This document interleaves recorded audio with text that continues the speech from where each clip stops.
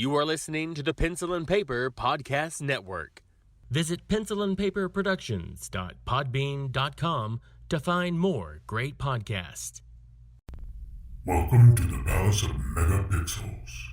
This is Super Mega Crash Brothers Turbo!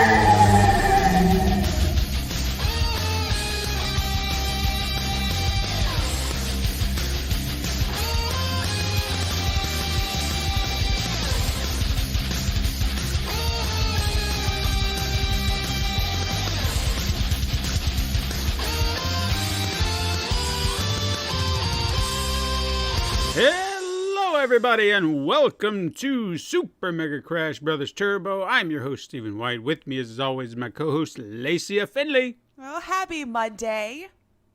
Are we rested? Are we? Because I know you were struggling there to get awake. I didn't really want to get up, but you know. I thought I almost overslept. I think I made it awake 20 minutes ahead of time, and I'm like, well, let's go. Let's see how this goes. Usually I give myself like an hour to like get out of your morning haze, you know, but apparently me just playing video games late was more important. So that's going to bed early. I'm going to blame it on that this time because it was actually like midnight when I went to bed, when usually I'll lay down like 11. In hopes of being asleep by 12, because usually it takes me that long. Last night I laid down at 12, so I probably didn't fall asleep till like 1 or 2. So last night, I mean, I like you said you were playing video games last night. I went to Zany's Comedy Club. Oh yeah. Yeah, because thought, why not? Let's see how we can get it back out in the world. I didn't pay for the tickets. It was a buddy of mine. He had 2 extra and said, hey, do you want to come along, you and your wife? And I was like, sure. And so we went to see Bob Saget. Oh, yeah? Right there in front. Like, it already makes me laugh, and I don't even know if it was a good set. Like, I didn't know he was still touring, honestly. Well, he said the way he was talking, this was like him getting back out there, trying to, you know, get back into the world. He's excited. Okay. I guess people have given him shit saying, you're being selfish. He's like, what are you talking about? It was like I got to work. No one was doing stuff. Oh, because he did a show, people were calling him selfish? Oh. Okay, well. He's like, I want to get back out in the world. You guys want to get back out in the world. I just want to make you laugh. That's it. And you're here, so... Don't really know what you're upset about. Like, you could have stayed home.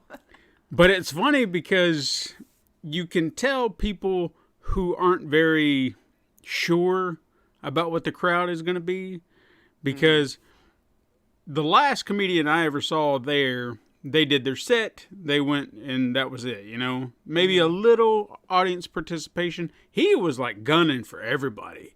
That was the beauty of it, is because he would just ask a question, someone would answer it. Because, for example, I can't remember what exactly he brought up the topic, but I think, he was talking about raccoons in his house, like getting up in the attic or whatever. And he asked somebody, he's like, have you ever dealt with a raccoon? And this guy raised his hand. He's like, well, what was your interaction? And the guy said, I was trying to rescue one off the side of the road, and it attacked me. And he just kind of looked at him. He's like, why? Why would you do that?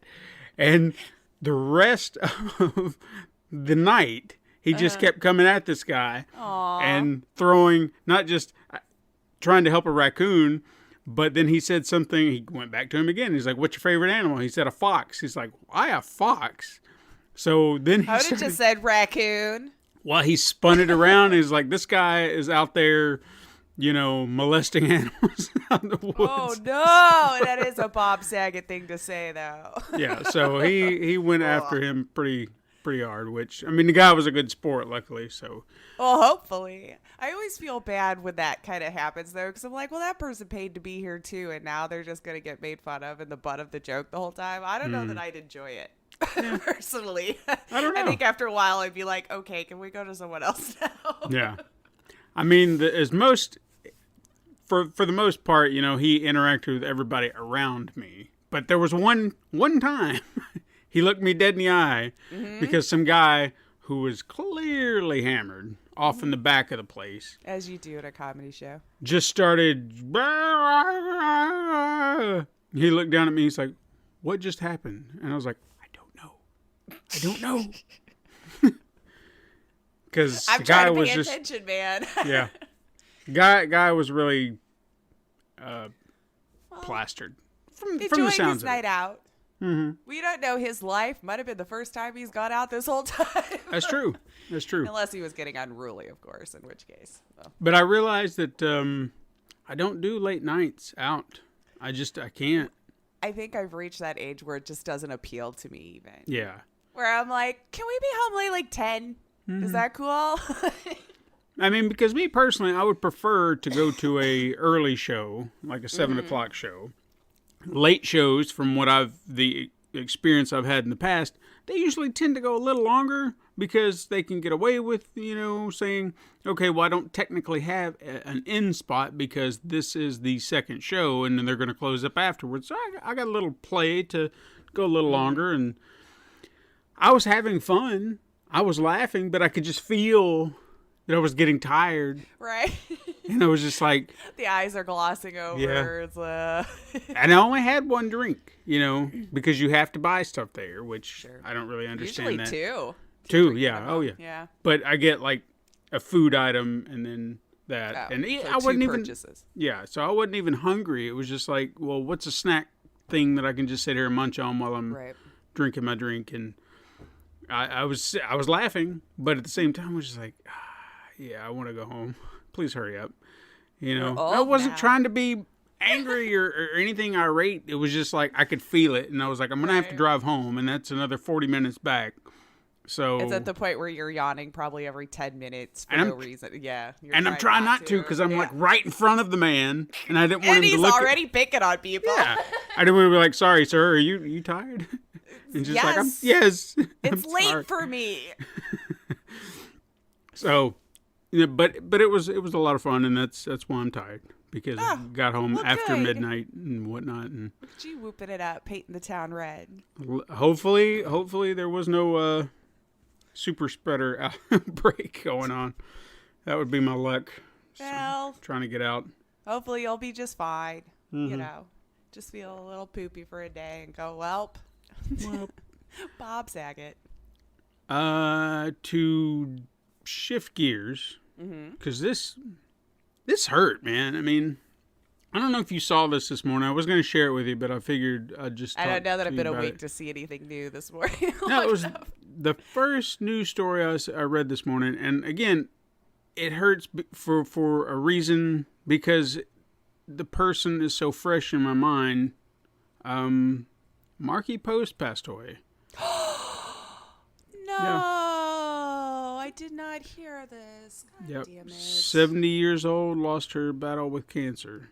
And for those of you who don't know who she is, for me, she was Christine in Night Court. She had done other stuff. I guess I would say for a more recent audience, but even that is still 20 years removed.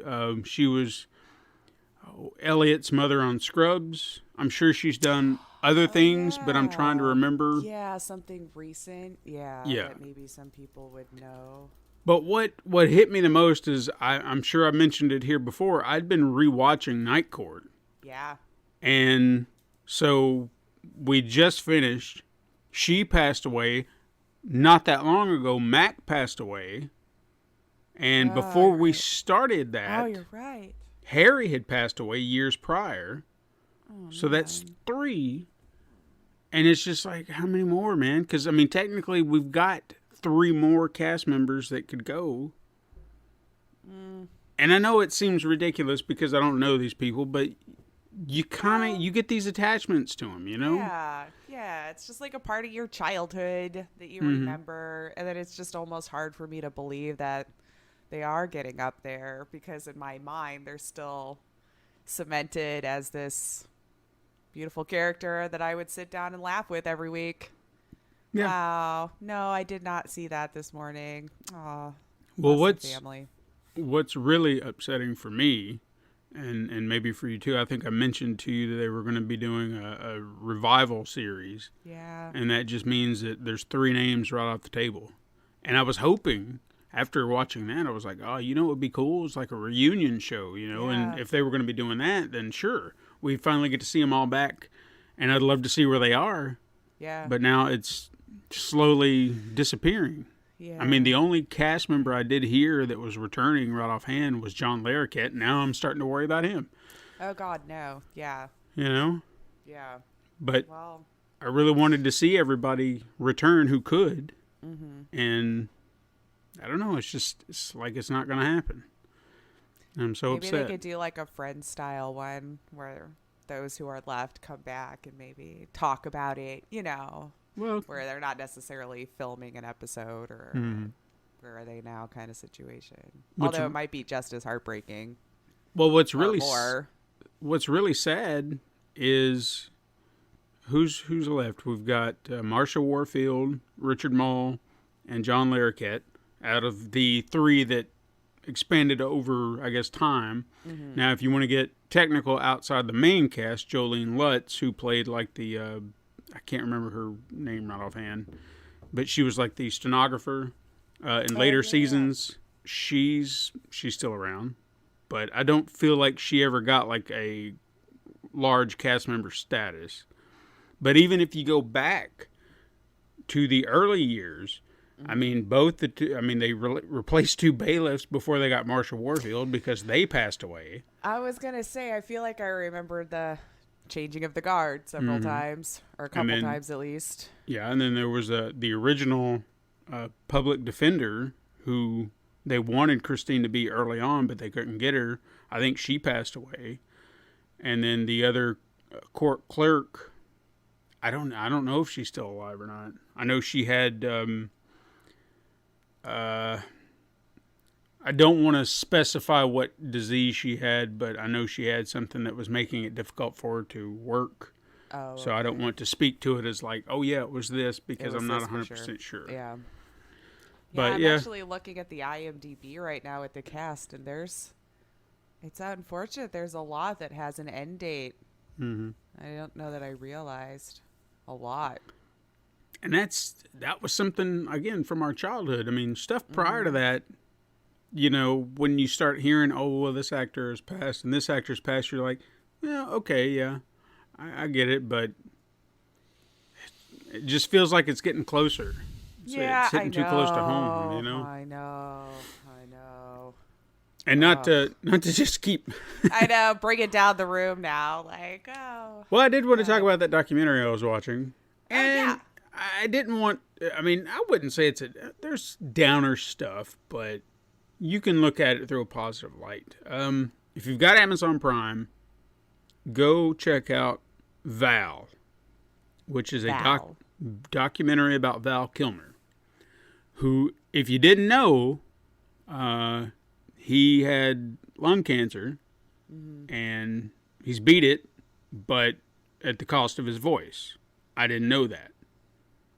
I knew there was some illness because you could hear. Yeah. Like that there was a shift or a change. But he's got the tube in his throat, so he talks. He has to plug the hole, and I mean it's. Oh wow! Yeah, I didn't know it had gotten to that point. I didn't either until I saw a trailer for this, and he's sitting there speaking with kind of a raspy, gravelly, and I was like, "Oh my God!" I didn't realize this has happened, and pretty much his career as an actor is pretty much shot. I mean, I hate to say that, but it's... Possibly. I mean, yeah. Despite that, it's a beautiful portrait of the man because it talks about him growing up, his family. He had apparently an obsession with film cameras. So, you know, when he was a young man, he had a little camera, and then it just kind of progressed over time. So you get to see all these little home movies he created. He'd be on set, you know, from Top Gun to The Island of Dr. Moreau. I don't know if they ever showed anything on Batman Forever as far as like behind the scenes. Maybe they're all footage. trying to erase that. Could be, but he was just messing around, you know, and just trying to be in the moment. And then you get to see his family, his 2 children, his ex-wife, who I guess he still has a good relationship with. I've heard that can happen. And then just the way his life has gone up to this point, and what he's kind of... And like I said, I'm not going to sit there and say you're not going to have your heartstrings tugged on and you might shed a tear, because there was a moment where I don't want to say what it was, but you kind of feel that pain he's going through, and you're like, man. Yeah. But at the end of the day, by the time it was all over, it's a positive thing, despite all he's gone through and still going through, he's not giving up. He's not just saying, I got to roll over and die. He's like, no, I'm going to live my life the best way I can, despite what's going on. And so it's a beautiful story. I would highly recommend it if you've got Amazon Prime. So Amazon Prime, there you go. But to bring it back up, Suicide Squad. Did you watch Suicide Squad? I did not. Oh. I did not. I know. The Hubs Big Fat watched it without me, which is like, I wasn't angry or anything. I just didn't know. And at that point, then I was like, well, I don't see where I'll sit around and get, because he said fine. It was fine. So then I was like, and then you said it was fine. And then I'm like, well, now I'm confused. I guess I've heard... Because I was iffy about the first one. So I can't say that I was overly excited for the second, just for reasons where I was like, I didn't hate it, but I was like, I didn't love it. Yeah, but there's a definite difference between the two, because you had studio interference, you had the studio trying to make it something that it's not, versus they gave the reins to a talented director who knows what he's doing, and left him alone for the most part, from what I could tell, and then just said, have at it. And then he turns it into one of his masterpieces. And maybe masterpiece is not, maybe it's too strong a word, but again, I had a lot of fun with it. Okay. Then maybe I should. Yeah. Maybe when he goes to work one day or something, that way I'll just sit down and watch it. But no. Mm-hmm. No, did get around to it. Yeah, if you've watched a James Gunn movie, you know the vibe, you know what you're getting into. The music is going to be playing. It's going to be hyper violent, super stylized. I like his work. Okay. So. Sorry, I busted that whole plan. No, it's fine. Yeah, it's I fine. didn't watch it. No, I was curious because we had talked about it. I know. I was supposed to. I think Friday. I think was last I had left it, and then we ended up like watching other things. Did you watch Ted Lasso? I did. Well, okay. I had to ask. Well, because I borrow it. Because I don't know how it works on Apple. Ooh, because they don't give you like profiles, so I have to ask permission first. I'd be like, "Have you watched it? Is it cool? Can I get on it?" You've got PlayStation. They're offering like 6 months free. Oh yeah. Yeah. Just download the app and it should pop up and it'll be like, hey, you can get this 6 months for free. I saw it the other day and I was like, I'll have to re-download it because I had to delete it so I could put it on the TV. Since I got a TV that does all that for me now, I don't have to rely on the PlayStation all the time. We can actually turn it off every once in a while. Well, look at that and see if it's on there, because if you can sign that up there, then you can put it back on the TV and then just boom, boom, boom. True. Yeah. Yeah. Oh, I mean, true. I really didn't need it, but I figured, why There's not? like 2 shows on there that I'm enjoying right now. Yeah. Ted Lasso, of course, being one of them. Everyone kept telling me, watch it. I finally did. And you're right, people. You were all right. You were all right. It was funny, as soon as I messaged my niece about it, I said, everyone keeps telling me to watch Ted Lasso. And instantly she's like, you got to watch Ted Lasso. And I'm like, see, case and point. Case and point right there. So it is great, though. It is fun. I love it. It's cute. Such a good show. You just, it's like, it's him. Like a feel good kind of, Yeah. It never feels negative or cynical. It's always, even when the chips are down, they find a way to turn it back around. You just feel like, God, I love this. So warm. I enjoyed it. And I did watch the morning show. I happened to like it. I think Aniston killed it. Okay. I think she carried the whole thing. She killed it. And I didn't actually know a lot of the other people were in it because it was dead to me. Remember, if I said it was on any other service outside of what I owned, it was dead to me. I'm not even going to look into it. But Steve Carell, and Jennifer Aniston, Reese Witherspoon, I did not know was in it till it started. So I told you, I'm not even going to look into it. I'm not going to make myself interested because I'm not going to get the service, you know. They did. It was really good. I know we're getting off topic, but I thought it was just nice, neat, wrapped up. The one story to tell, we were good. And then I saw there's going to be a second season, and I don't know why. So how many episodes was it? I think 10. 10. Were these 30-minute or an hour? They were an hour. Hour. Yeah, Okay. or 55 or whatever, you know. I might give it a watch. If you felt like it was. She did a phenomenal job. Okay. I thought she did a really, really good job. Because at first it was because it was them too. And I'll admit, I wasn't sure what kind of tone the show was going to be. Because again, dead to me. But it's a serious tone. Like, especially when you see like Aniston and Carell and all them. You're like, maybe it'll be like a little bit more. No, it's not a lighthearted, fun comedy. Okay. It is not. But it was good. I liked it. So I thought they all did a very good job. It was nice to see them all in a different role than you're, I guess, more used to or trained to seeing them in. And then for them all to do such an amazing job, I was like, yeah, okay, this is good. But again, I don't know why there's a second season, but I mean, it's not my business. But I thought they wrapped up their story nice and neat, and that I would have been content had that been it, you know? Right. So we'll see. Okay. I'll check it out because I dug it. Well, I'll see if I can't get around to it. I mean, if you gave it a good recommendation. I thought she did such a great job. And I'm not saying I didn't think Aniston was a good actress, but it was just such a deviation from what I've seen her in the past, and to kill it so hard, I was like, damn, it was just more fun to see that evolution too for me. Okay. But I remember her from way back in the day, you know, when you go from like Rachel to now, it's like, big improvement, just drastic. Yeah. I love it. I still got to watch the Friends reunion. I don't know why. Yes, you do. I forget about it. Oh my God, it was just the most fun hour and a half. I can't remember how long it was now that I had it such a long time. I smiled so much the entire time. It was exactly what I needed. Good. It was exactly what I needed. So tell me about this game that you were playing up till midnight. What have you been playing? I found this one, as most people know, I've been indoctrinated into Game Pass now. And it's not new. I'd seen it around for a little bit, but Rain on My Parade. So you basically just play like a jerk cloud that like goes around and like rains on people.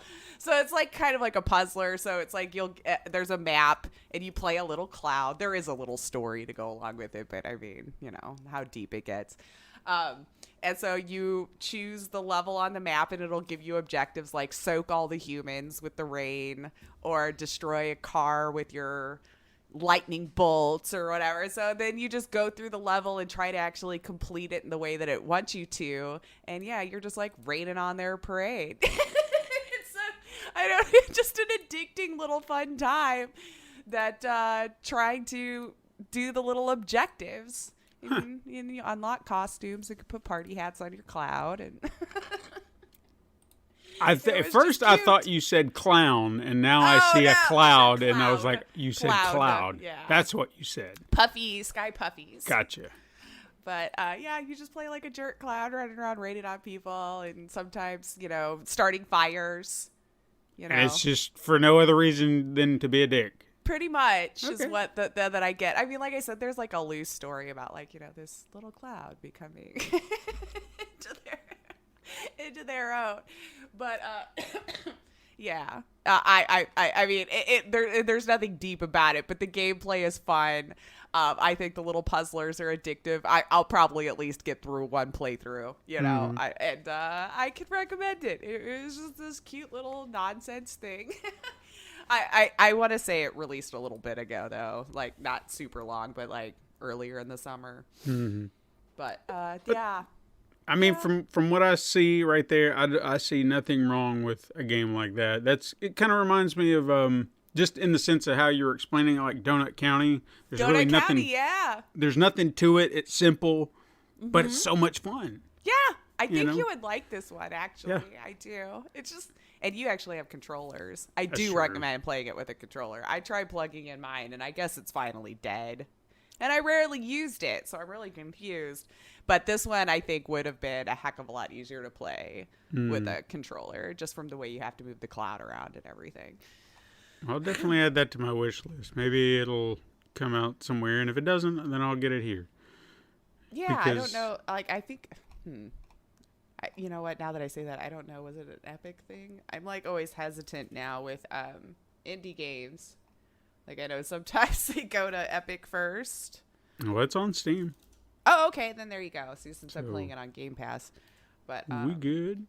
You can find it on Game Pass Or wherever you play your games. Or however that goes on. Did you listen to it? I did. Good. It was adorable. I still think kids aren't going to understand. The little Microsoft commercial that where they got All for One together and sang about Game Pass to the tune of I Swear.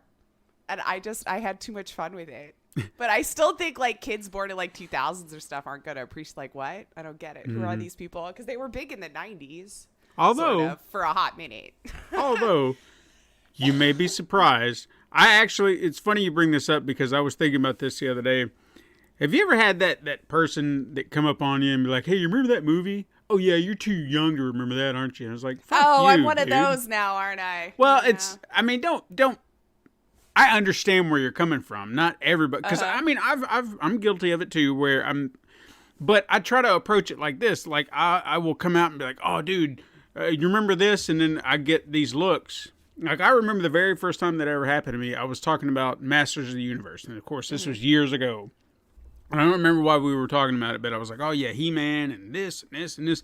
And there was this 18-year-old kid looking at me like, "What are you talking about?" And I'm like, "Masters of the Universe. You know, He-Man."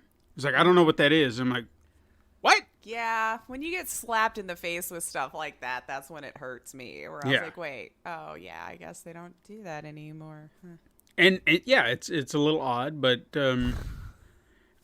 I guess I don't want to assume because that's fair. That's fair. Someone did that to me I won't say the other day. It was about a week or so ago, and they had brought up like a movie is like, hey, that's kind of like Logan's Run. That's a sci-fi movie from the 70s. You guys don't know anything about that, do you? Because y'all too young. Oh, well, okay, yeah. I wouldn't have done it like that, but sure. Well, what I did as a rebuttal, I said, oh, you want to play that game? How about Silent Running from 1970? Sci-fi movie. Boom. Do you remember that one? And I got nothing. I was like, what is that? But you were alive then, man. What's up? Don't you know all the things from when you were alive? I mean, you wanted to play that game. That movie was like 10 years before I was born, but yet I know it and I've seen it. So, well, what up? No, that's fair because like I pretty much listened to 70s classic rock my whole life and I was not around then. So yeah, that's fair. Again, I know where you're coming from, so I'm not trying to be like... I feel like might have been a little bit more of a...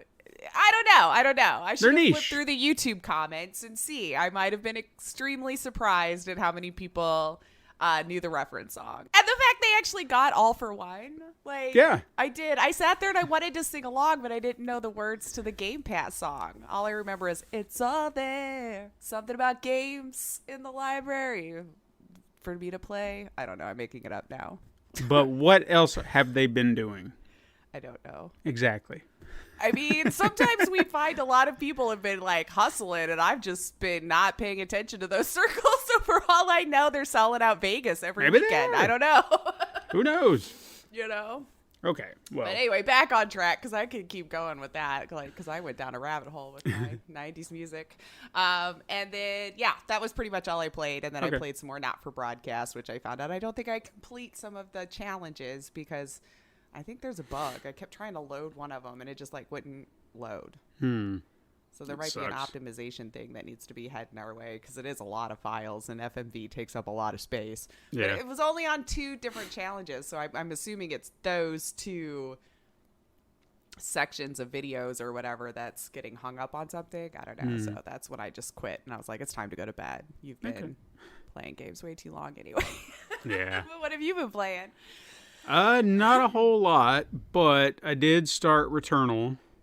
And I thought for a moment that I was going to do poorly. And then for a moment I thought I was going to do better. And then now I'm not so sure. A roller coaster of emotions. Yeah, because I haven't given up on it. but a part of me wants to because I feel like I'm going to get more frustrated the farther in I go. Sure. So I didn't realize how this game worked as far as, like, are there levels? Like, what are you supposed to be doing? I thought, like, the area that I was starting in was going to be it. Apparently not.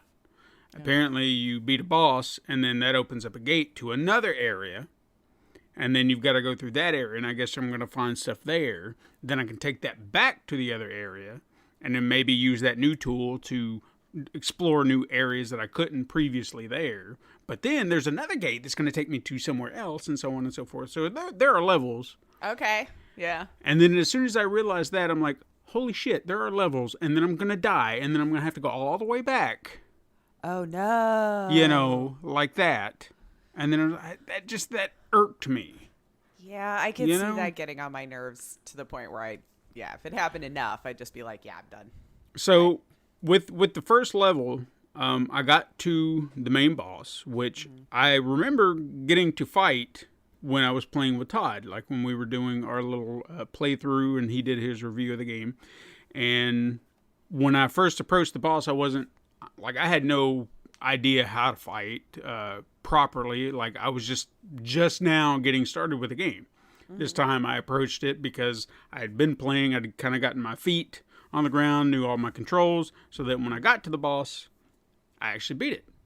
I was really surprised, trust me, because there was one thing that saved me. I had found an artifact earlier before I got to the boss, and I was like, okay, well, I guess I've got this thing. Turns out it was like an extra life. So when I died, it revived me. And I was doing so good with this boss. And then I made one fatal mistake, and I was like, oh, shit. And then it just threw off my rhythm. And then he killed me. And then it was like, oh, you're back right here. And I was like, oh, shit, I've got an extra life. Bah! And then I beat the boss, and I was like, yes. Oh, well, good. It didn't catch you off guard to the point where you got killed before you realized you were back alive. Because I could see that happening to me, where I was like, wait, what just happened? Oh, I was so ecstatic because I was like, yes, I did it. Finally, good, great. And I moved on to the new area, which looks like Mars. And it's just been frustrating because I get so far and then enemies abound. And I'm doing my damnedest to keep moving. And the controls are sharp. They're great. It's just you get in your head and you can't see everything and you're just trying. It's overwhelming. And I understand it's supposed to be a challenge. And I'm sure there's some bastard out there right now saying, you're not a gamer. Can't figure it out, man. You can't play. You know what? Yeah. My hands aren't what they used to be. And I'm doing my best. Nor is my patience. Yeah, exactly. My patience is wearing Let thin. me put that one out there. Nor is my patience. Because I get so far, you die. Where do you go back? All the way to your ship. From the very first level. So now I've got to go back through these areas, find the gate, because everything moves. Oh, yeah. So sometimes it could be right there. Sometimes it could be a little farther down the way. So now I've got to find the gate, get back there, in hopes that I'm still going to be intact by the time I get there with enough energy to go forward.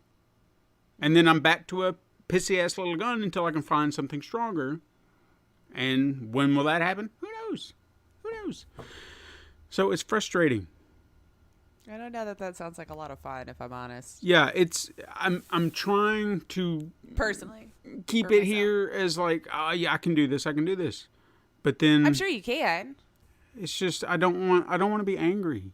That's fair. And I feel like I'm getting angry. We're supposed to be having fun. Right. I just Although some people do get irate and they're still like in love with it. So I guess it's just how you enjoy a thing. I don't know. Yeah. I just don't see myself, unless something happens to where I, go into like Neo mode or something like that. I can't see myself beating this game because I just don't have the patience. I understand. I'm happy I beat the first boss. That was an accomplishment for me. That's how I felt, I think, in Dark Souls, one of the Dark Souls. As soon as I got through, like, one boss, I was like, I think I'm good there. Yeah. I feel pretty accomplished. Yeah. Because when I realized that was just the starter boss to trade me, and it took me that long. I'm like, we're good now. That's my concern. is getting to the Starter next boss. boss. Yeah. Yeah, Because the yeah. next boss, what are they going to be like? How hard is that going to be? Because the first boss, it's insane because it's like, here, let me throw this at you. Let me throw that at you. And you get a pattern, you get a rhythm, and you're like, okay, I can do this. I got this. I got this. And then you make one mistake, and then there it goes. So I just know that it's not going to be that easy again. They're going to be like, no. There'll be a pattern, but we're going to throw it up. We're going to, a little random seed here, a little random seed there. Because you're not going to see it coming. It's like, why? You're not giving me anything to fight back with. Anyway, yeah, I'm getting irate just thinking about it. So, See, yeah, maybe just our idea of fun has changed a lot. there is a game that I do want to play, and I'm debating on putting down the money for it. Because it's just been on my mind. And I know I've got other games to play. Don't we all, though? Yeah, but I just don't want to play no more Heroes again. Because the new one's about to come out, you know? Yeah. And I'm just like, Yeah. oh, it'd be nice to revisit these. Sure. So I'm debating. I wouldn't begrudge you of that. But the That's problem the nice is... thing about it. Play what you want to play in the moment. Well, the problem is I'm sure I know I could buy it on Steam. But I was wanting to get it on the Switch. And, then I'd have to take that away from Katrina, who's been playing Monster Hunter on it constantly. Yeah. So then we'd the be fighting over the struggle. Switch. And that's why I wish they would put the game on PlayStation. And I don't understand why they haven't. Because it's on PC. It's on PC. Oh, yeah. I was just like, it's like Nintendo, but oh, yeah. I don't have an answer then. I don't either. I don't know. So Because, like, how would you use motion controls on PC? I'm wondering now. I don't know. I'm really confused. And with the PlayStation 4 or even the 5, I mean, Yeah, the the move lines. you got the move controllers. You could utilize that. Why not? Yeah. Interesting. Now I'll have to look. It tells you I didn't dig into the PC version because I might actually enjoy it more because personally, that's what I did not enjoy as much. And maybe because enough time has passed that in my head I was like, the niche is over. But like when I got it on the Switch, that was my only complaint was I was like, I just kind of want to play with a regular controller. I don't want to wiggle stuff around and try to figure out which way to slice and stuff like that. So while I appreciate the uniqueness of it all, I don't know that I care for it. That's true. That's fine. So I'll have to look into that. All right. Well, anyway, hey, you Yeah. got some news? We have a little bit of news. It wasn't right. an extremely exciting week, but you can't win them all. You That's can't win okay. them all. I would say probably the biggest one. We did get a little bit of an update with Activision Blizzard, in the sense that there seems to be just more lawsuits happening. So, Good. like, we're not resolving one yet. But workers from across multiple of Activision Blizzard development studios, so let's just say across all of them, wrote an open letter, as we're aware, to Activision Blizzard, to Bobby, and his executive leadership team, criticizing the decision to hire Wilmer Hale as a third-party auditor to review the company and ensure a healthier workplace. Why do we care about that law firm? Well, they come with a little bit of a backstory that apparently the workers did not appreciate. And one of that backstory is that's the same law firm that it seems Amazon hired for union busting. Oh, okay. And back in the day, they were a much longer name before it merged to Wilmer Hale. It was like Wilmer, Dodd, blah, blah, blah, blah, blah, blah. I don't know, like 10 people maybe. Basically, their history is discouraging workers' rights, collective action, and just seems like they only protect the wealthy and powerful. Enter Bobby Kotick hiring them, I'm sure. So, as you know, they're trying to get change within their company, deservedly so. And in this letter, including all of the Activision Blizzard umbrella, that you didn't really meaningfully address anything, and the workers' demands that we did last week and also walked out about we would like you to, I don't know, address that instead of maybe hiring law firms. That seems like you're trying to protect yourselves even more as opposed to helping us down here. And one thing shifted. It did result in J. Allen Brack stepping down from the role. Doesn't sound like there was real accountability there, just moving on to do other things, basically, is what it sounded like, or in the letter that he said, I'm just moving on to other opportunities or whatever it will be. So we have Jen O'Neill and Mike Ibarra taking over as co-leaders in his stead. I'm sure he probably just got like some amazing golden parachute and all this kind of stuff. Anyway, That's just me. So yeah. And then Jesse Meshcook, the company's head of global human resources, is gone. That seems to be the only two shifts that I've seen. Whether it was for good reasons or they're going to be the fall guys, yet to say. I don't know. Who would know that someone like Bobby would hire such a reputable firm? Yeah, sure. But it seems like some consequences have happened, basically in the form of sponsors. What I've been reading this week is a lot of sponsors have been pulling out from like the Overwatch and Call of Duty leagues. Most notably, it seemed like Coca-Cola says that they're keeping a close eye on the situation and kind of reevaluating things moving forward as far as their ad revenue. Because like they were the only ones that I saw that didn't like blatantly say, yeah, we're taking it off of it. It's just like, we're watching, we know what's going on. And then we're going to take a moment to revisit future plans and programs is what they said. Which means they've got a lot of money tied up in that. And they're probably seeing how much how bad they'll look first. I don't know. And then decide from there. Like, I don't know. I just instantly go to the negative side, unfortunately, when it comes to large corporations and ad dollars. I feel like I've just been kind of conditioned that way now. State Farm has requested that none of its ads run during this weekend's last weekend's Overwatch League matches. I don't know that sounds like a good idea coming from them too, because they're great also. Yep. So it seems like the consequences we're seeing as of right now is a lot of ad dollars going away from like Overwatch and Call of Duty leagues. T-Mobile has also ended their sponsorship. And Kellogg's looks like they are as well. So you just see the kind of sponsor list at the top of their team getting shorter and shorter, which I feel for the players. Those people and everything, but unfortunately it seems like that's what you kind of have to do to kind of get your house in order, is hit their pocketbook. So that's the most recent development I've seen in that one as far as where we're at with that lawsuit. And a second one was filed with the investors too, because they were like, oh, you didn't inform us of all of this stuff going on at your house, so you lied to us as investors basically, and now we're going to sue you for forcing us to invest in this company. I don't know. It's really weird to me. I know I'm just making it sound like all stupid or whatever, but yeah, that they're basically alleging that the executives were misled by not disclosing the fact that the DFEH was having an investigation. Ergo, they're now suing for them not disclosing everything to the investors, Sure. So it looked like Gary Cheng was the one who got the ball rolling. So I guess he's the most sad investor and decided to kick off the lawsuit. I just can't feel bad for him at this point. I don't know.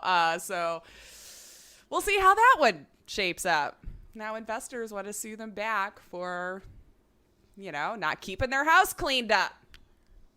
It looks like it's slowly burning. And hopefully it'll just burn to the ground. Look, I know these people need jobs. Go somewhere else. I know that's my only internal struggle here. Go somewhere else. Invest in yourself. Go start your own company. I was wondering if they could, man. I feel like maybe you could talk to these investors that are pulling out of them. I don't know. I'm saying all of this like I have any idea all of the inner workings that goes behind getting all of this set up. But maybe. Why not? They are the talent. Right? They're the ones actually making the game, keeping it up to date. All the people you play. All the people on the board and the higher ups. What do they do that benefits the game production? That's what I want to know. What the fuck do they do? They leak things in earning calls. Yeah. And then pat themselves on the back and get extra money for doing and nothing. then lay off other people so they can get even more money. Or at least I'm going to specifically stick with Activision Blizzard because that's what we've been proven to see so far. You know, yeah. Burn Maybe it to this the will just ground. keep knocking down all them suits that's been in charge this whole time. Because I still feel like that's the only way you'll clean it up is you just got to get rid of all of the people who were enabling it the whole time and doing nothing about it. You know, and start over. All these people should form a company and call it Hurricane. Who do we Because talk to? Blizzard, and Right? then we're the Hurricane. We're gonna blow it down. Brah. But Yeah. hell yeah, I Hell love yeah. it. Let do it. Who do we Do talk it. to? I don't know. I mean, I know they're probably busy doing other things right now, but pin in that. Pin in that. I like it. I like it. Let's see here. Yeah, that's it for that. I was like looking through it. I'm like, oh, this stuff, you know, sometimes it just starts to repeat itself. PlayStation had a little thing announcing some new indies that will be coming to the PlayStation. Now, not necessarily all new games. You probably played them on PC or something, but hey, they had a little blog post or whatever showing off some new ones that are coming to PC. If you never played A Short Hike, that'll be coming to it's like you play this little small bird that goes on like this little mountain climbing adventure. It's like a cute little I'll look it up. story adventure. I don't know. I'm like really mad at it because I just like, but it's so cute, and that doesn't help anybody as far as like story. But it's kind of like a walking game where you just go through this real pretty like autumn time as this bird. Anyway, if you missed it on PC, it'll be coming to PlayStation 4 and 5. I think it released in 19. So it's been out for a little bit, but hey, I'm always going to support indies going on different platforms so more people can play it if you haven't been able to do it. So it's definitely one to keep a lookout for. I think it's cute and adorable, nice little relaxing game, and it was fun. It looks interesting. Oxenfree 2, which I'll admit, not familiar with. I didn't play the first one either. But I have seen the hubbub. People were excited about it, so I thought we'd mention it. And it does look cute. I have no reason why I didn't. Maybe just because there's always so many Yeah, in my no, way. no, It's yeah. very easy to miss playing across a couple of them. But I mean, it's like more of a narrative story-based adventure. So I really have no idea. I have no excuse why I haven't, other than I just haven't. But that'll be coming also to later this year to PlayStation. You're No, excited. continue. You might be talking. Continue. You're probably going to bring it Axiom up. Verge. Nope. Axiom Verge. No. Nope. Okay, because that was going to be the next one I was going to bring up because people were like insanely excited about that. I was going to say that I'm actually surprised you're not because it looks like right up your alley. It probably is, but that's Because not it's the like a one that- Metroid like game. I don't know. However, we knew that this was coming out apparently, but the big twist is like people just realized that there's 2 worlds to explore in Axiom Verge 2. So even more game to love, and you can move between both layers throughout the adventure. And I'm surprised. I don't know. I really thought you'd be excited about that because when I saw like the game style and the gameplay, I was like, oh my God, this is Steven. I mean, it might be, but another game just caught my eye. Go for it. Carry On. Ah, yes. That was That's my next one. Yep. That was was- going to be the next one. It was on the Switch, and I wanted to play it, and I just never got around to buying it. And now it's coming to my platform. See, just be patient. Not all the Telling time. you, man. You'll get it. So, I mean, But I'll look into Axiom I'm not Verge. excited. I'm kind of like, okay, I shouldn't say it like that. Like, how dare you not have seen it? But I do think it's a Steven game. I mean, it's definitely something I've heard about, but I guess kind of like what you said with Oxenfree. It was like you've heard of it, but you just never looked into it for some deeper. reason, just never, like went that way. But I think you would enjoy it. So that's also another one coming to PlayStation 4 and 5. Carry On, as we just mentioned, of course, as well. If you like your horror games, you get to play a unknown creature So when does of all this unknown happen? origin. Now I'm all excited. It's drifting me away from the No More Heroes thing. See, there you go. Then you play a new one. I don't know. When did it actually give us a date, though? Let me see here. Because I might have wrote it down and I might not. I don't see one. All I see is all these games are coming By soon. the end of the year. Yeah. So that tells me nothing. And then also Hades, though. Hades will be coming, making its way over. Comes to PlayStation 4 and 5 on August 13th. So that one we for sure know. Mm-hmm. So I think that covers its platforms now, yeah? I think so. I feel like now that's Hades is on all of them. I've heard it's an amazing game. It looks too brutal for me to want to do, but I've heard only good things about it.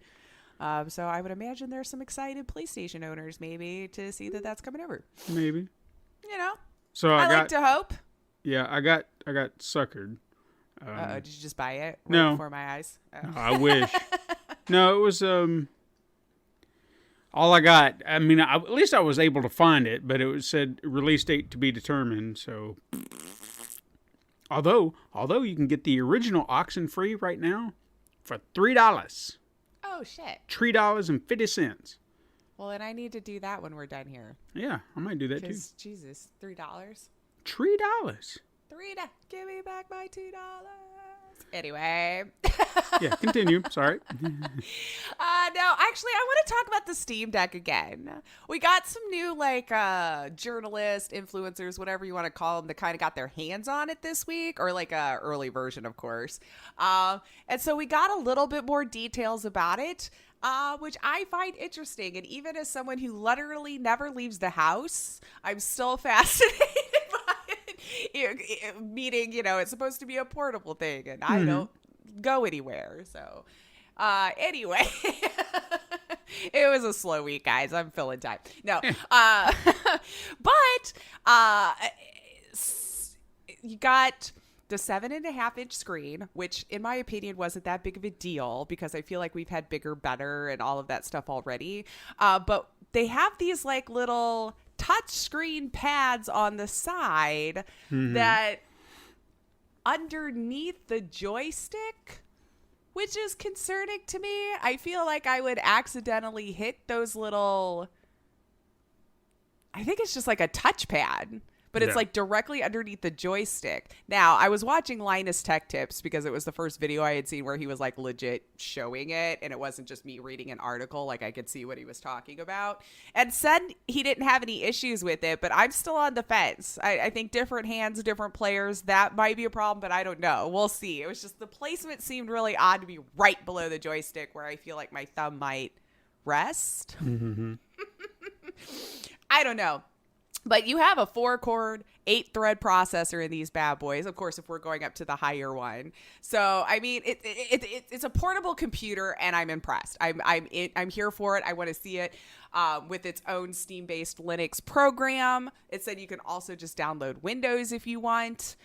So, I don't know, man. It just seems really neat to me. 60 hertz refresh rate. The specs here, there was a little problem with the battery life. That I'll throw out there. This seemed like a weird gap to me because it said 2 to 8 hours depending on what you're doing. And that just seemed like a huge gap. 2 to 8, not like 2 to 4, 6 to 8, 2 to 8 hours. So the best that they could tell, and again, this is like an early version. I doubt what they're showing off is going to be what gets shipped, or at least that's just what's in my head, to not expect that to be its final thing. But I don't know. They are shipping it this year, possibly. Yeah, we'll see. But if they set the frames to a solid 30 frames per second, that they extended the battery life. So if you're wanting to play one of those really heavy, intensive games, I guess just keep that in mind for right now, and don't try for the 60 frames or higher and all that kind of stuff if you want to, I don't know.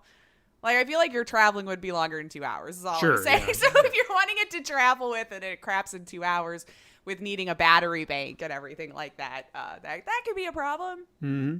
That could be a problem. And I mean, $650 is the highest end for the 512 gigabyte, which I feel like you almost would have to, because as big as games are these days, it does have the micro SD storage expansion, like just a little thing that you could put in there. But that I think could be a problem. Because, I mean, shit, we got games, these 20, 30 gigs. But I have to see, like, if you're downloading all of that directly, too. Yeah. You know? But that's still...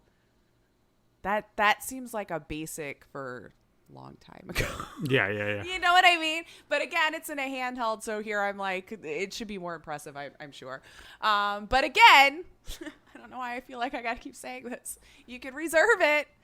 Do not buy it off of eBay. Like, I keep seeing it fly up, and I just don't understand. Like, those people are not promised a unit either. So just don't. You're wasting your money.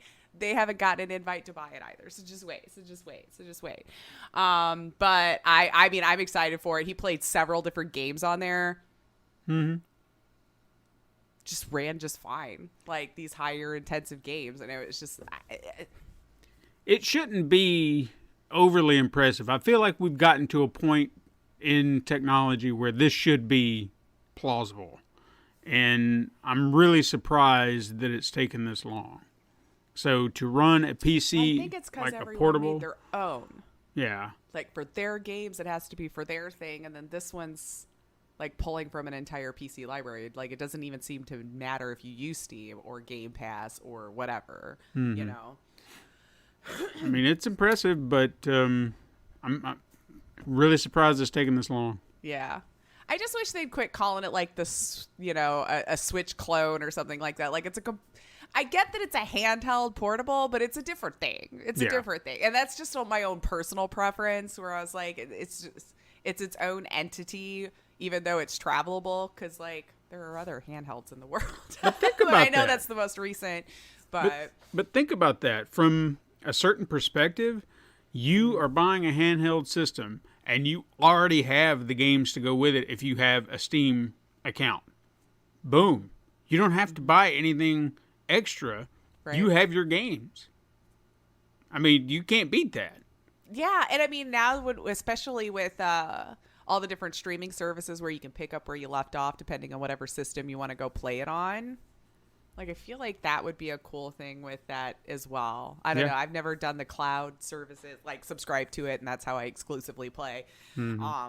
But I don't know. It looks really cool. I'm always on the fence because, like, Valve, I want them to keep supporting it, but you just never know with hardware. You just never know with hardware. Yeah, that's true. With them, because they have left a little bit of a graveyard in their path. But from what I've seen, it looks really cool. So if you're into handheld gaming technology, wanted to take your PC on the go, I think this could look really cool. And we'll see when I get the invite, whether I decide to bite on it or not. Let's see. Oh, fun. You'll love this. Okay. So EA CFO's Blake Jorgensen mentioned in one of those, earnings calls that we always are snooping in on, that EA doesn't get enough credit for its acquisitions. Yeah, like they've had 2 really successful acquisitions as of late, and it's exceeded their expectations, and the company doesn't get enough credit for its successful acquisitions.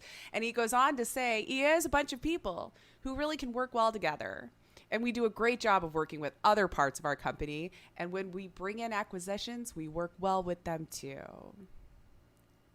Bullshit. I was actually writing something the other day. Mm-hmm. And it got brought up about what they do to their companies. Ah, yeah. So, it's not. I'm not. Graveyard of that in their week Yeah. as well. Yeah. Visceral. Just to name one. But Respawn's done really well, so that's what they want to keep reminding you of, okay. and helping, because they have helped them generate over $2 billion in business over a 2-year period of time, and that's unheard of in our industry. And I'm not sure we get enough credit for it, Jorgensen says. But but weren't they also the company that had Star Wars? So don't you think that is kind of what brought in the money? Because it's totally their eye for acquiring studios and working well with them. I mean, look, making them shine. Don't get me wrong. I'm not knocking the people at Respawn. Right. That wasn't what I meant. But Star Wars is what brought the money, and then Respawn just happened to be behind those games, and luckily they made good games, right? I mean, I guess they're.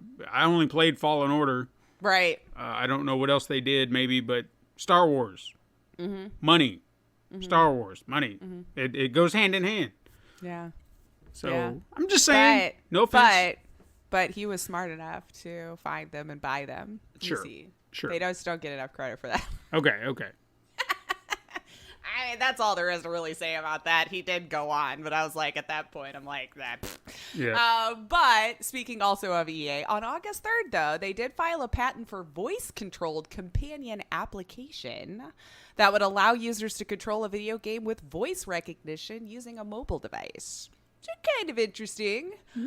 Players supposedly will be able to use the companion application when unable to directly access the video game. So the example they gave was due to distance from the console or, other obligations.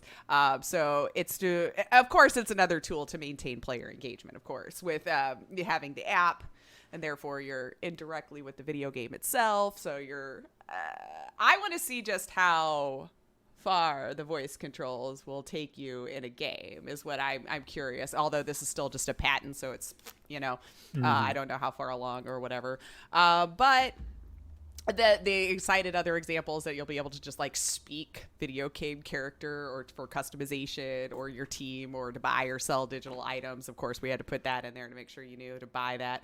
And even a direct to character or team to perform a particular action. So it sounds like they're trying to make it to where like you could like go left, go right, fight, stab, parry, dodge. I don't know.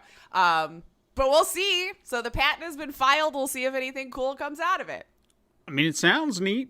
Yeah, but maybe they'll buy someone who's doing really well at it and take credit for voice controls. Sure. I mean, the Power Glove was neat. And look where that went. It was neat. But hey, this is the 21st century. We're doing a lot better with things. True. So True. Sure. I mean, now we're at least wireless. Yeah, for it's the true. most part, right? So we're getting somewhere. Maybe. Yeah, we have a couple of quick hits. Okay. Just a couple. And I'm sure you've seen this one. About the rare sealed cell of the Super Mario Brothers on NES. Yes. Maybe. Either way. So we have another record breaker here, if you missed this news. So a rare sealed copy of Super Mario Brothers on NES has sold for $2 million. It was bought by an anonymous buyer who is, I guess, making big bets in the video game space. But I'm beside myself that people have this money for this kind of stuff, and I'm not sure what they think the investment of return's gonna be. Like, I'm not, but I don't have that kind of money to where I was just like, no, I just want a rare sealed copy of a Nintendo game. Not saying it isn't cool, but I don't know about $2 million. Cool. All it takes is a break of that seal, and its value goes Done. Well, Yeah. really, it's only as valuable as someone is willing to pay for it. That is true. So, I mean, clearly, I guess it was worth $2 million to at least one individual. So, congratulations. I mean, really think about it. That's what that boils down to is like, this has never been touched. It's never been open. Look at the value. It's like a comic book that's never been read. That's what its purpose is. Right. You're robbing it of that because you want it pristine. Look at it. Are you going to read it? No. And don't touch it. Don't. For the love of God, don't Yeah. touch it. You'll get your oils on it from your fingers, and you'll ruin it all. Use I don't know. tongs. Put it in a bag. Glove covered tongs. So you have the soft felt. I don't know, but congratulations to anonymous person who had $2 million to spend on the Super NES. No, congratulate the Or person congratulate that the seller, I earned guess, yeah. $2 million. The person who just had a $2 million sealed copy who got to sell it. Because, congratulations to you. So, Matt Stone and Trey Parker, they got a big deal, eh? Hell yeah. Oh, man. They signed a new deal with Viacom CBS that will pay them, let's just say $1 billion at this point. It was like $900 million or something for the next 6 years to do mostly, just keep doing South Park. Be South Park. Keep being South Park. Why am I bringing it up? They mentioned that a 3D video game set in the South Park world is on the table as well. So we might have another South Park video game to come out of this insane freaking deal. I mean, that's... Holy crap, man. I think the insane part of that entire deal was the 14 movies. 14? I know. Yeah, I'm like, what? They barely made one. What are you talking about? 14 movies. So maybe they've got something figured out.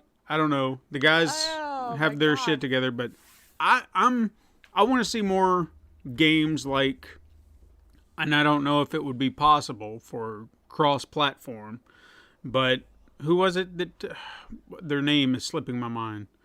The ones that did the last 2 South Park games, that Obsidian. Oh. Yeah. Okay. I would love to see more of that because to me, that was a lot of fun to actually be like in a South Park episode. Yeah. And you're playing South Park. So do more of that. I mean, I don't know what this 3D game is, but that it seemed like this is that how they're tossing around those. Well, we've got kind of cooking kind of situation. Since it seems like the deal just went through, we might be still a ways away. But my God, I forgot how long that show's been on. I know, like it just kind of. I mean, they're starting to they're honing in on The Simpsons as far as oh my God, right? Because Simpsons how many has been, years? 31 years now. 32. 32 years now. And they said this deal would get them to their 30th season. So what was the deal through 2027 then? So I guess then 97 like supposedly then, I guess. That sounds about right. Good on you, man. Yeah. Good on you, right? Congratulations, you two, for having an idea that just did this with it. Who would have thought, right? Like, I don't know. Like, when I first saw it, I thought the show was funny, but whatever. We're on a tangent. But congratulations, Matt Stone and Trey Parker. Or Matt Parker and Trey. No, I was right. Matt Stone and Trey Parker. And one last thing I'll mention. I saw this on Twitter. It looks like it's a brand new thing that they're trying to do. Introduced called the Indie Houses. The indiehouses.org.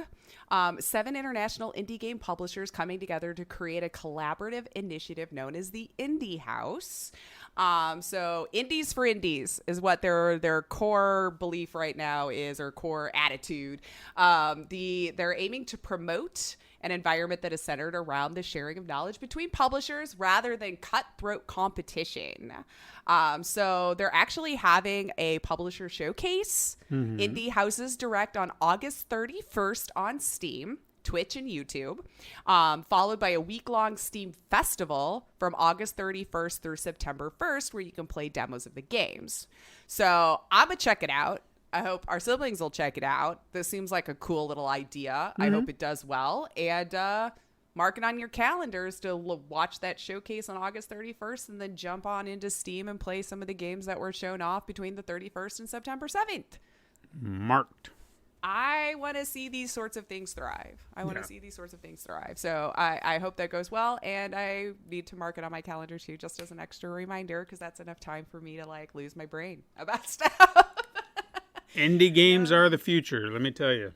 I tell you, it is making my heart so happy to see a lot of these doing so well. The fact that I don't even need to touch AAA at all and I could just be entertained for the rest of my life is a cool feeling. Not to knock those kind of devs or anything like that, but I feel like I get a lot more fun and joy and more interesting, unique, niche stories and stuff out of indie than I do out of AAA. Because there's maybe they don't have as much suits to make happy. I don't know. It's creative freedom. They're not being hindered. They get to make the game they want, the way they want it, and it shines because their passion is clear in those games. So that's why they're so much fun. You can feel that. Yeah, you really can. And I can't wait fingers crossed for cons to be a thing again, because I really am jonesing for a gaming convention. Yeah. I'm ready to get back in there and talk with devs and play some new games and meet some cool people. So Yeah. I know it's not as important as what we're doing right now. Let's get over it. But yeah, I can't wait. I hope they do come back and do really well. Yeah, We're at full absolutely. swing. I would love to get some new devs on here to talk about their amazing games. But that's all I found interesting for myself this week. Okay. Unless there was a couple of things that you had caught your eye, or we can just talk about whatever our lovely headliner is for the day that I'm sure is Oh, well, you're going to love interesting and fun. the headliner. I mean, am. it's another tale. All right, so I'm going to talk to you real quick. You know what? In fact, before I do that, I want to super mention something, since I forgot about it up top. But I thought this would be fun. Then we'll get to the headliner. So, Super Mega Crash Adventures. Yes. You know, we Oh, did yes. release episode 1. And thank you all for watching. Yes, absolutely. Thank you all for watching. So you and I, and I'm not going to say too much about it, but there was a joke in episode 2, and if you've been on Patreon, you can, watch it if you want. There are actually 2, and there's going to be 3 now. Oh, crap. If you think about it. There are 2 versions of episode 2 on Patreon, because we had an original cut, and there were some jokes that weren't working. Or at least I didn't feel like they were working. I was like, you know what, this could be so much better. This could be so much better. And and the reason I posted them both is because I wanted people to see the creative process in a way, where you could say, okay, well, I can see where this wasn't working and maybe this is working better. So we reworked a joke that then kind of became the second cut of the episode, and I felt like it came out so much better. There's some goodness in there. Yeah. That just makes it so much more entertaining for myself and hopefully for everybody else watching. However, there was a joke at the end of the episode that is kind of dated now, and not dated in a bad way, but it was just like we were dead on at the time. if we would have released it when we Yeah. Yeah, it would have been an amazing joke then. But time has passed. We didn't release it, and at the our time joke came true, so now it's not funny. Yeah. So if you want to know what that joke is, go over to Patreon. Right.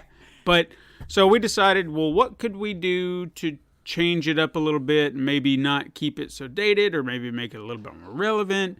So we worked it out, and we re-recorded the last few last minute, let's just say, of the episode, so we could work in a better joke that could be a little bit more broad and kind of relevant. Yeah, and relevant.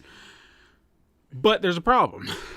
Oh no. And it's a problem that I have, and I just couldn't let it go.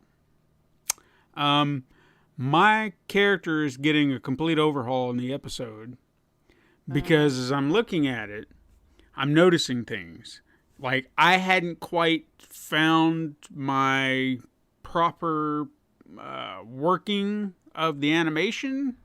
So I'm watching my mouth move, and I'm like, I don't like that. I don't like that at all. You should know better. You're So gonna then- start picking it all apart again. Yeah. Because he was mouthing words okay, but then certain things just weren't coming out right. So I was like, you know what? No, we're going to change this. And the problem with this, it would have been easier to do, but the problem was I was using old animation frames for my character, and I've recently redone them to where they're a little bit more cohesive, and I feel like more what would be he's I guess when I stretched him out or created the frames or whatever, he's slightly wider in the original ones, and now he's more uniform, I guess, in my new frames, because it's all proper. There's a whole process I'd have to show you for you to understand it completely. But when I put them side by side, like the old frame to the new frames, you can see a size difference. It's slight, but it's there. Okay. And my eyes see it 100%. Maybe nobody else would notice, but I see it. So I can't let it go. Right. So as I'm sitting there saying, well, maybe I can just change this one little thing, or maybe I can change this one little thing here, it turned into, nope, scrap it all. take it all out, redo it, reframe it, and then we'll just redo it from there. So that's what I did for an hour yesterday, is pretty much redid all of my animation for the opening sequence. Mm-hmm. And now I've moved on to the second act of the episode, and I'm about to go and redo that one as well. And since I was talking about it, I added in the blinks just to see. Oh, yeah. And do you like it? It's not distracting. It's not something I felt like it was missing, but it does kind of give the character just a little bit of extra life, like he's, observing. And in fact, this was so good. Since I did it, I'm going to try to be vague so I don't spoil anything. The scene where a character runs by our group, and we all kind of turn. Since I was doing the blinks, I thought, ooh, what if he like my character does like a multiple blink, like he's trying to just like, oh, and it worked. Am I seeing this? Yeah, like what was that? Like you just blink real fast. Yeah. So I did that, and it was so good. So cute. Yeah, I was like, yep, that's got to stay in. So the blinks are there. So now you blink. Yeah. Look at this character coming to life. I don't know.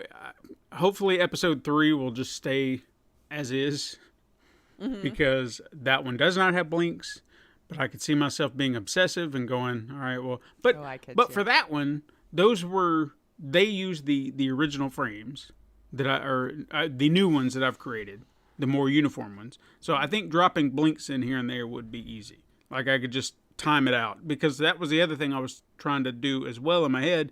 Like, how long is it in between blinks? Because if you put it too close, it seems like he's blinking all the time, but space just right, and it seems natural. So You'll have to just record yourself in just naturally and then count. Because I think if you're thinking about it, you're going to blink too much or too little, because you won't be natural. Yeah, 2 seconds seemed about right. Kind of, that's what I did. I went, all right, let's try 2 seconds, every 2 seconds. And depending on what was going on, that was the other problem too, is I had one blink that was really close to a facial change for my character, and it seemed like jarring. Like, whoa, what happened? So I had to move it, and then it seemed to flow a little bit better. Okay. But I even had him blink when he was making different scowls, like an angry face, and it still works. I was like, good. It doesn't look weird. So I'm excited for everybody to see it. I'm giving it a little bit of extra care because I care and I want it to be the best that it can be. If you only knew the work I put into this damn thing. Oh, wow. But I was excited to kind of find that excitement again. You know what I mean? That little spark. And I don't know why it took that, but there it was. Well, sometimes all creatives, we get in a funk and you need a little bit inspiration again. Mm-hmm. I'm sure we all can relate to that. But I'm happy you found the little spark. Yeah. Hopefully it'll stay alive. So we'll see. I'll keep poking, yeah. Okay. I'll keep telling siblings to keep poking him and tell him how amazing it was. Keep his inspiration going. That would really help if people were see more. all excited about it. Mm-hmm. +2. I don't want to be that guy, but it helps. I like love too, I do. But hey, human. Do you want to hear about the headliner that I've got lined up? I do. Because everybody who's seen the icon, they're probably going, "Hey, I want to know about all this," because who knows what you found. And you know what? When I first decided on this, I wasn't sure what I would find. But this one, I had to go down a few rabbit holes to get some information because it felt like it was sparse at first. But I found a little bit of information out there. Some of the people over at the Gaming Alexandria Discord kind of pointed me in a few directions, so thank you to them. Oh, yeah, lovely folks. Mm-hmm. Yeah. But, back in the 80s, Nintendo was just beginning to dominate the home console market after, the great video game industry collapse, which is something we've never openly talked about here, but I think we've gotten our point across. I'm sure there's a large history there, but, market got oversaturated and it just collapsed. That's what happened. I feel like we have in other stories. We've touched on it because it was happening at the same time. I don't feel like we need to do an entire story on it. It's fine. Anyway, Nintendo was able to achieve a foothold in the industry by adhering to a strict set of rules to ensure that their console didn't become plagued with the same problems that other consoles suffered from that caused the collapse. And that is, mainly market saturation from third-party developers just cranking out garbage. Now, Nintendo had a strict code to what was permissible, and developers had to gain their official license to publish games onto the console. And that license would come with access to their gray game packs that we all know, and they were designed to be the only game cartridges that would work on their console. All thanks to the 10NES, which is a lockout chip that would prevent unauthorized games on the system. Okay? And Nintendo would naively think that people would follow this protocol. And to a degree, most did. I was going to say, they probably did. But then we see greed from other companies like Konami that would find loopholes. Because if you remember our Ultra story, where they created this subsidiary just so they could crank out twice as many games. Yeah. Or companies like Atari would outright break the law to continue doing the very thing that led to the economic crash. Because go listen to our story on Tengen if you don't know that one. Oh, yeah. Let's see, people. But Atari wasn't the only company that decided to go around the system to make a buck. In fact, they're best known for producing, or the games they're best known for producing makes it even more ironic. Now, if you go back to the magical year of 1988, do you remember that year? Yeah. Good year. Yeah. You'd find a group of eager game developers with a plethora of ideas ready to make their mark. And their name would reflect this: Color Dreams. Emphasis on the dream. But there was a bit of a problem. The team had ideas that wouldn't necessarily pass by Nintendo, at least not without some changes. Furthermore, the company wasn't in a great position financially to commit to Nintendo's licensing agreement.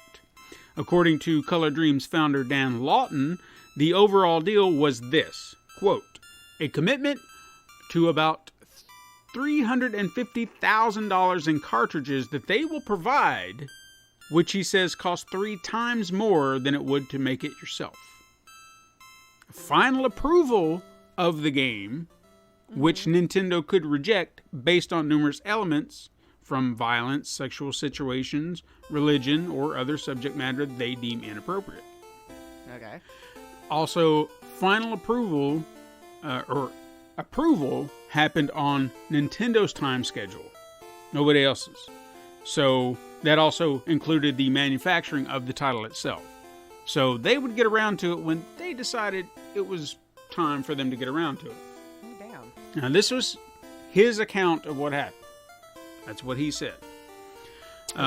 All of this, to me, sounds accurate based on what we've heard about these strict codes to get that golden seal of approval.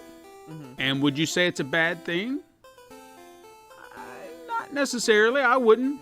I get the drive. I get the desire to make what you want, so I commend them for that. But Lawton knew Nintendo wouldn't approve their titles. So, what are they to do? What was the titles? Well, we'll get into that. So, okay. what are you going to do about that? Yeah, cry. What any creative type does. You search for a loophole. Oh, yeah. Okay? That too. Lawton While knew, you're crying. Yeah, Lawton knew they could make a game. He knew they could make the cartridges. Essentially, making a game for the system wasn't the issue. It was making it available to the market. Because without Nintendo's approval, the game would never be playable. All because of that 10NES chip. Sure. So, Lawton decided to study the lockout mechanism and attempt to reverse engineer it, much like Tengen before him, except he didn't go into patent offices and steal shit. But unlike Tengen... Yet? No. Unlike Tengen, Lawton was successful, or at least successful enough to find a workaround. Now, reports indicate that they disabled the chip by generating a pulse of low voltage at varying speeds and strengths. Now, hang on to that nugget of information, okay? Okay. With that hurdle out of the way, the team went on to work on its first game. Now, to explore this title for a moment, I thought it would be fun to play Name That Game!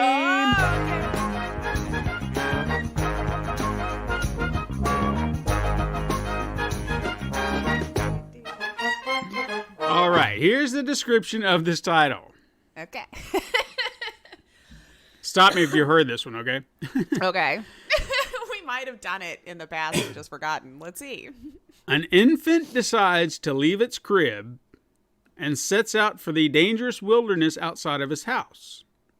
Use the NES Zapper to help him survive as he crawls towards numerous dangers such as birds of prey and bottomless pits, as he traverses lands such as graveyards, the pearly gates of heaven, and the pits of hell. Enjoy the adventure alone or play with a friend. Oh. Multiplayer. Is this game Secret Scout, Infant Adventures, Baby Boomer, or Abortion, A Quest for Survival?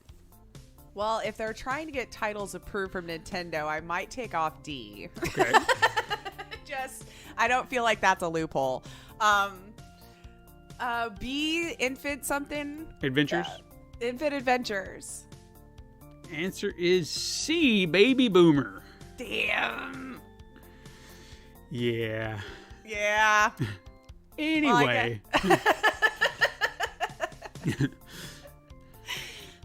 The game was placed in a unique baby blue cartridge, making it stand apart from Nintendo's bland gray, and it was released in 1989. Now that's one game in the can, so Color Dreams decides that it was open season, and they went to work on additional titles like Robo Demons, Captain Comic, and Crystal Mines. All titles you should all know, right? Mm-hmm. Right? I played them a lot. Sure. Now, since these were unlicensed titles, the games didn't get the seal of approval with the usual quality check. Numerous reports began circulating about their titles being broken and even crashing systems. This was due to technical limitations the company put upon themselves by bypassing Nintendo's lockout protocol. Plus, they were cranking out games in record time, so you know the quality is going to be get missed. Yeah. But Color Of course, Dreams, we're talking in a day. Back in a day, they could make a game in like 3 or 4 months, and it was ready to go. It's true. It is true. So, anyway. But Color Dreams did not want their reputation tarnished by such reports. So instead of working to improve the quality of their games, or even considering licensing the games officially, Doing it the way they asked you to do. Yeah. In 1990, they instead chose to hide behind a new label called Bunch Games. Okay. Let those bastards take the blame. All right. Because they're not us, we're Oh, Color Dreams. Look at this under this curtain. So everything was all good for the company. They could create games they wanted to make as shitty as they wanted, and no one could stop them. Life was good. Yeah. But you see, when you go around Nintendo, they're going to come a-knocking. Sure. And they came a-knocking. Oh, yeah? Yeah, you see, when people profit off Nintendo, and Nintendo ain't getting their cut, it gets their attention. They might need to see a guy. So somebody come in here, and they're like, hey, you get to Mario. And he's like, a Nintendo. What are you doing? Mm-hmm. We're going to get to my boy, Luigi, over here. He's going to take you out. We're going to go have a conversation. I'm not doing a very good Italian accent or soprano. Moments. I did. Moments. It was really... I was a little muddled. I don't know where I was going with it. Anyway, Nintendo... Well, the character was confused. Yeah, he was. Just like we all were. About, don't know what's going on. Bunch games. Nintendo was appalled by these young upstarts and the fact that they went behind their back. So what did they do? Probably they did pull what it. every big corporation does. They put a hit out on them. No, they actually... They filed a lawsuit. Oh, I was going to agree with you. I was like, yeah. It was rough in the 90s, man. Yeah, you have no idea. Things we saw, game companies just disappeared. They really did. Just never ask questions. That's right. So, while Nintendo had been successful at making this play against Atari and Tengen, this time kind of wouldn't work. You see, Color Dreams didn't do anything illegal. Technically. Sure. Unlike Tengen, they didn't steal patents and recreate something that already existed. They just sidestepped the roadblock. You know? So Nintendo really didn't have a case. But they did have clout. Instead, Nintendo opted to stop selling games to retailers that carried any of these unlicensed games. You know, we're muscling in. Ooh, yeah, you're right. gonna carry these fucking games. We're gonna take it and we're gonna take our business somewhere else. You know, we're not gonna deal with you. That's what you do. You use your clout. You do. You do. We're gonna Create take your these own guys store. over here. We're gonna rough them up a little bit there. Toys R Us, you want a me. piece of me? I'll smack the hell out of you. So what happened? Retailers obliged.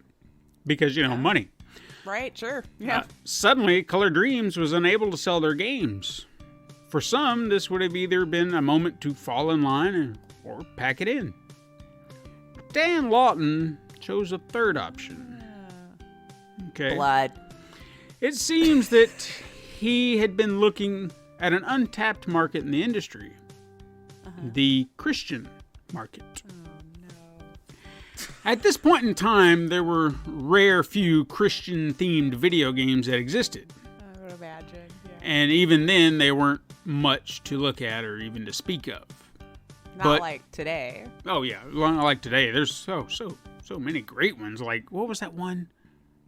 Jesus Two that or I something. can think of, and one's still in development where you play Jesus as Yeah. an RPG. What happened to that? Yeah. I think it's still in development. I think Wow. they're still working on it, man. They're excited It's been a while. to play Jesus. Well, anyway. And then What? there was the Savior's King. Sorry. Yeah, that's yeah, the yeah. one you were thinking of. That's probably it.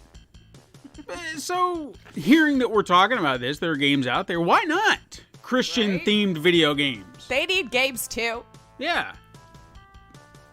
Making them was the easy part. Selling them was still kind of an issue. However, Lawton took note of Christian bookstores.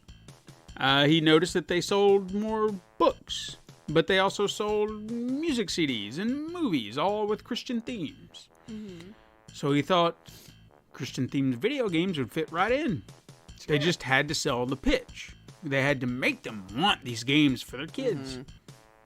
So in 1991, the campaign began. Color Dreams was now rebranded Wisdom Tree, and they pitched their very first game, Bible Adventures, to Christian bookstores.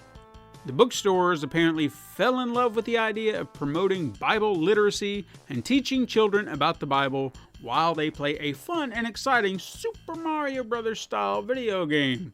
Oh, yeah. That was the pitch.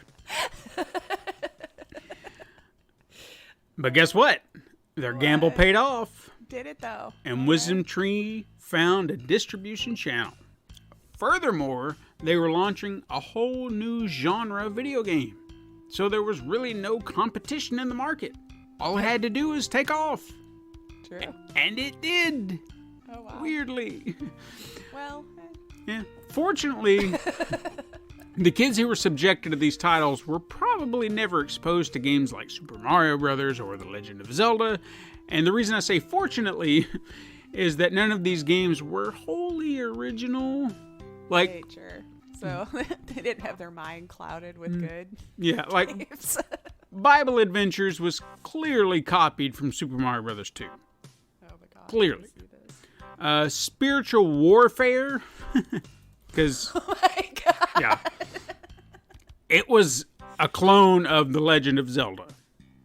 The company even cannibalized their own games and repurposed them as wholesome Christian titles. Yeah. Additionally, some of the Bible verses that they used in these games weren't always accurate.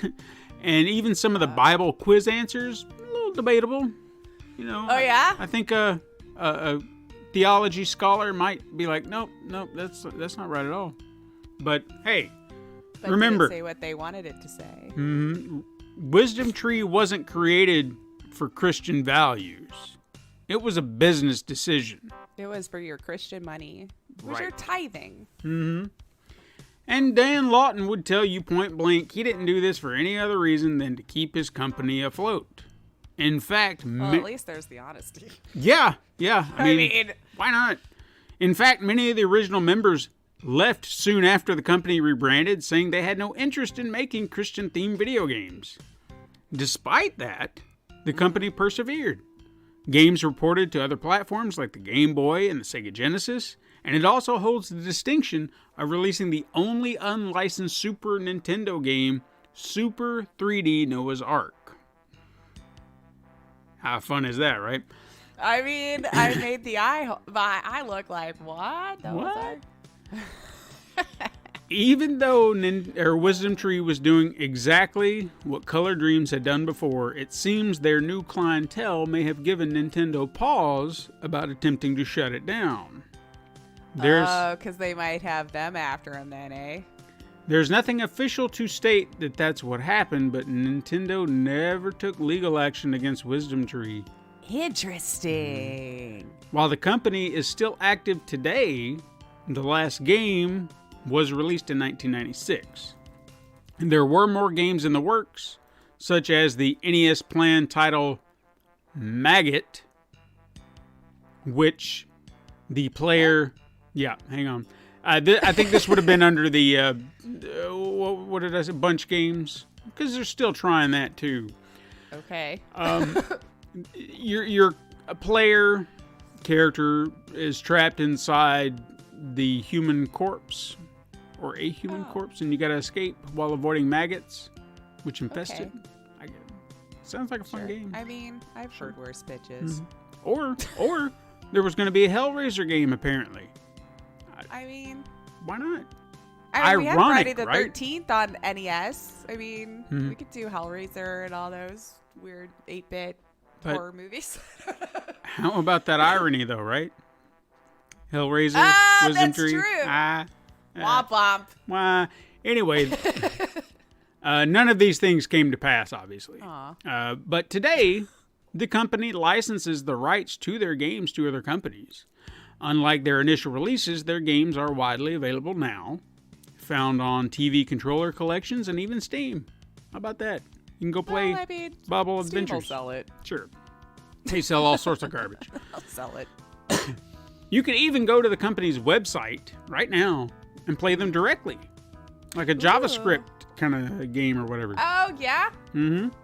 Is it Wisdom Tree Games? Probably. Something to that effect. Meanwhile, Dan Lawton used his reverse engineering skills on cameras to create Stardot Technologies, which specializes in digital imaging and video solutions. So, he made his money and started doing what he wanted to. Now, while I am under the belief that Lawton and his team would have eventually wound up exactly where they are today, the mark they left on the history of the Nintendo Entertainment System is a unique one. These were devs wanting to make the games they wanted. And while their games are not regarded as great classics, the lesson to make them by any means necessary, legally I might add, is encouraging. Right.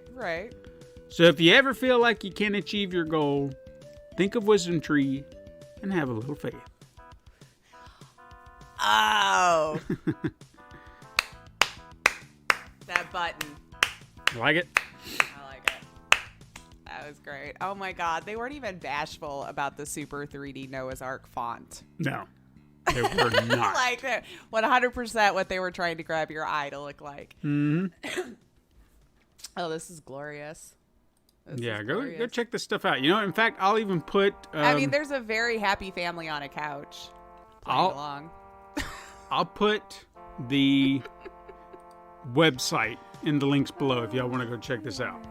That's great. Oh, their store is closed for maintenance, though. Oh, Yeah. Oh, okay. Yeah. apparently they got a plug-and-play console, too. Mm-hmm. Featuring 7 classic biblical adventures. Woo! You know what, though? Like, some of the stories and stuff in the Bible and everything would make interesting video games. I mean, right? There's a lot of crazy stuff in there, man.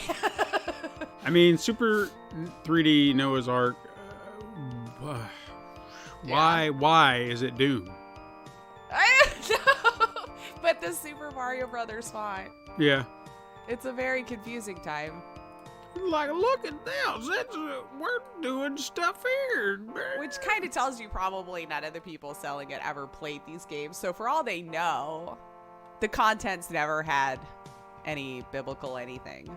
I would hazard a guess. Probably not.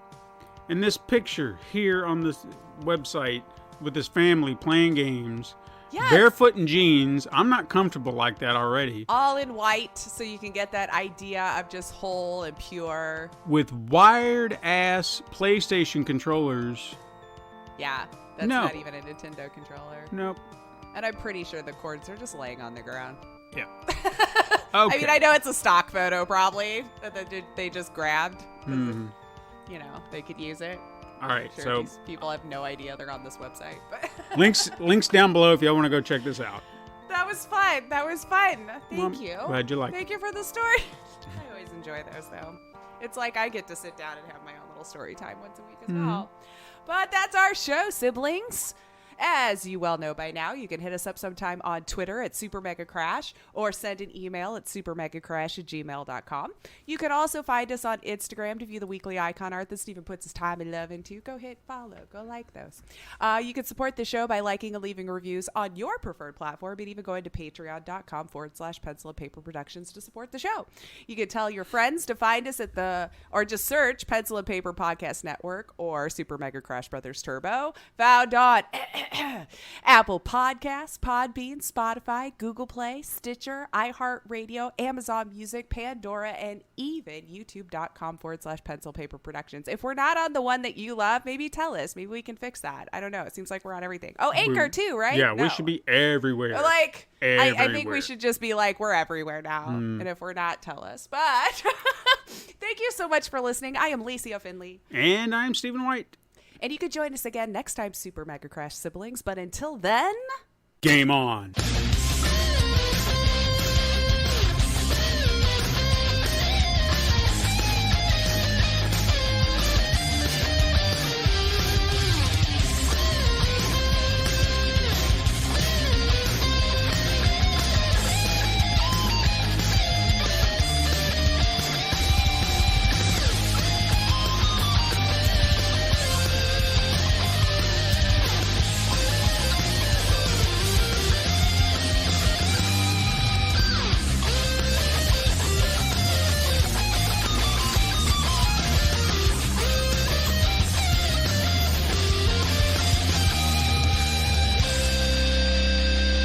This has been a Pencil and Paper Podcast Network production.